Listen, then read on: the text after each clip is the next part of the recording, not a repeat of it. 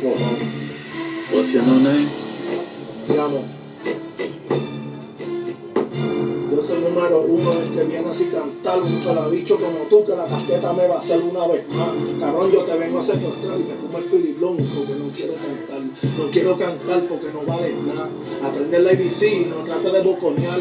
Las cosas personales mías las tienen que mantener secretas. O si no, cabrón, te voy a explotar la vareta.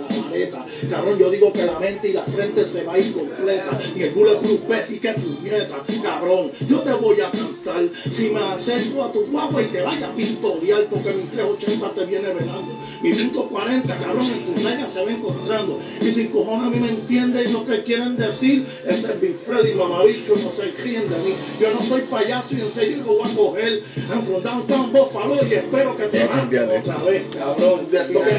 Esa tiradera es para el pelabicho ese que me tiró ese video. Papi, te hice la entrevista y te voy a aplastar cuando llegue la tarima. ¿Cómo se llama?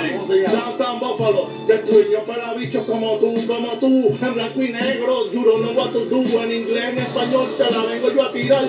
I'm for Vilo, motherfucker, suck my cock. Así mismo te la canto, te voy a demostrar. Pasa el filiblón.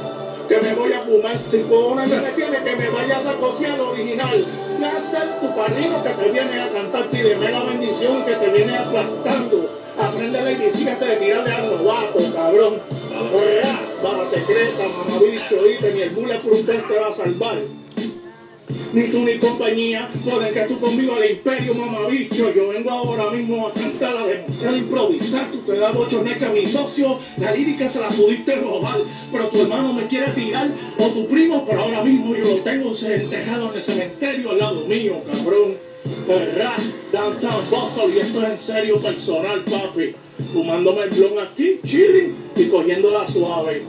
El que se pica porque quiere. Yo soy de Downtown Buffalo. Y ya tú sabes que las líricas son mías.